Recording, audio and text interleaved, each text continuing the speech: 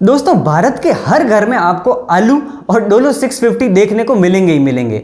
चाहे किसी का आधार कार्ड हो या ना हो, लेकिन कोई ना कोई पैरासीटामोल तो होगा ही आपके घर में। लेकिन क्या आप जानते हैं कि पैरासीटामोल का एक पत्ता जो आप 30 से 40 रुपए दे के ला रहे हो, वो एक्चुअल में जेनेरिक स्टोर्स पर 10 रुपए से भी कम में मिल रहा है। या फिर किसी ब्रांड की सिट्रीजिन जो कि 170 से 180 रुपए तक कई बार चली जाती है, वो भी जेनेरिक स्टोर्स पे सिर्फ 20-30 रुपए में ही मिल जाती है। तो क्या जेनेरिक मेडिसिन की क्वालिटी खराब होती है?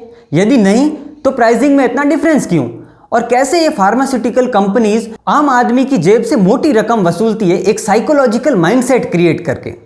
चलिए नहीं, ये फार्मा कंपनीज के इस खेल को समझने के लिए आइए जानते हैं ब्रांडेड और जेनेरिक ड्रग्स के बारे में। दोस्तों, जब भी कोई बड़ी फर्म किसी नई बीमारी के लिए दवाई बनाती है तो उसमें बहुत ज्यादा रिसर्च, टाइम और पैसा लगता है। ये अमाउंट बिलियंस ऑफ डॉलर में होती है। अब इतना टाइम और रिसर्च करने के बाद उस इनोवेटिव कंपनी को रिवॉर्ड के तौर पर पेटेंट मिलता है और अगले 20 साल तक सिर्फ वही कंपनी इस दवाई को बेच सकती है अपने मन मर्जी के कॉस्टिंग पर। यही होती है ब्रांडेड दवाएं। अब जब 20 साल पूरे हो जाते हैं तो वही ब्रांडेड दवाएं जेनेरिक ड्रग्स बन जाती है और अब उसे मार्केट में अलग अलग कंपनीज बेच सकती है। यही एक कारण होता है कि जेनेरिक मेडिसिन इतनी सस्ती होती है, क्योंकि कंपटीशन इतना ज्यादा हो जाता है कि हर कोई कॉस्टिंग लो रखना चाहता है।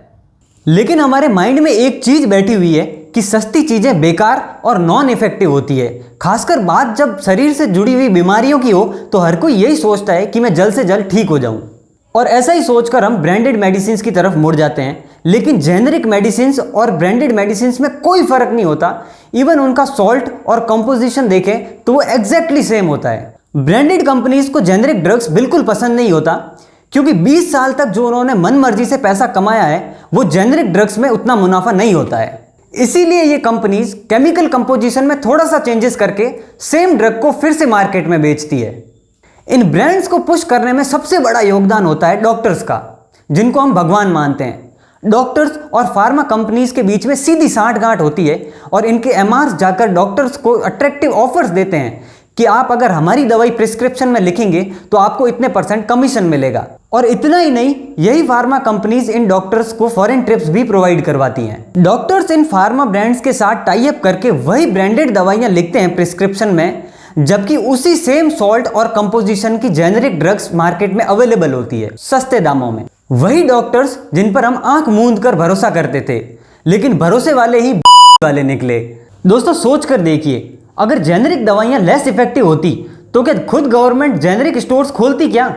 जी हाँ, जन औषधि स्कीम्स जो कि गवर्नमेंट द्वारा 2008 में लॉन्च की गई थी, जिनके तहत गवर्नमेंट द्वारा जन औषधि स्टोर्स खोले गए जिनमें बहुत ही कम दामों में जेनेरिक ड्रग्स अवेलेबल है।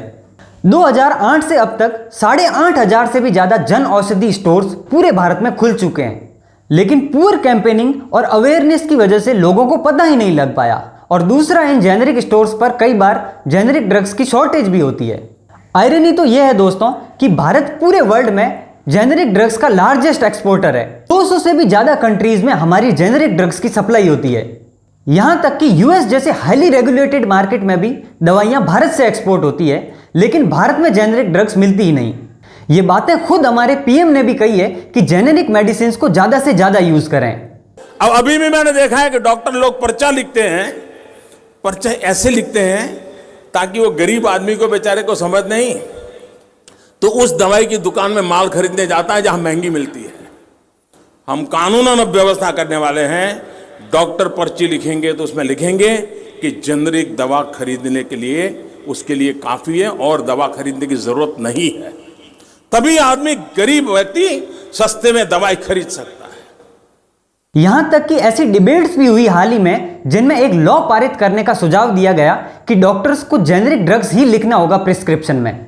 यह सब चीजें तब तक पॉसिबल नहीं हो पाएंगी दोस्तों, जब तक गवर्नमेंट कोई ठोस लॉज इंप्लीमेंट नहीं कर देती। दोस्तों, अगर जनता के पर्सपेक्टिव से देखें तो वो दो तरीके से घिरे हुए हैं। अगर ब्रांडेड ना भी लें तो रिटेलर्स जेनेरिक ड्रग्स पर मनचाही कमाई कर रहे हैं। इकोनॉमिक टाइम्स की इस रिपोर्ट के अनुसार रिटेल मार्जिन जेनेरिक मेडिसिन पर 1000% तक भी जा सकती है। ऐसा इसलिए दोस्तों क्योंकि मैन्युफैक्चरिंग कंपनी किसी भी दवाई पे पहले से ही 2 से 3 गुना तक रेट्स प्रिंट करती हैं। जहां ब्रांडेड दवाइयां महंगी होती है, लेकिन उनका रिटेल मार्जिन 20 से 25% ही होता है। लेकिन जेनेरिक मेडिसिन का रिटेल मार्जिन कई बार 200 से 1000% तक चला जाता है। ये सब इसलिए भी होता है दोस्तों क्योंकि इतने बड़े देश में सिर्फ 1800 ड्रग इंस्पेक्टर्स हैं और इंडिया में मनी भाई से सब कुछ पॉसिबल होता है, इसलिए ये ड्रग इंस्पेक्टर्स भी ज्यादा कुछ कर नहीं पाते। तो दोस्तों देखा आपने किस तरीके से ये फार्मा कंपनीज सेम ड्रग को ब्रांडेड ड्रग बनाकर हमारे साथ साइकोलॉजिकली खेल रही है। मैं उम्मीद करता हूं कि आप भी आगे से जेनेरिक ड्रग को ही बढ़ावा देंगे। वीडियो अगर इंफॉर्मेटिव लगा हो तो इस वीडियो को लाइक, शेयर और सब्सक्राइब जरूर करें ताकि हमें मोटिवेशन मिले और हम आपके लिए ऐसे ही वीडियोस लाते रहें। धन्यवाद।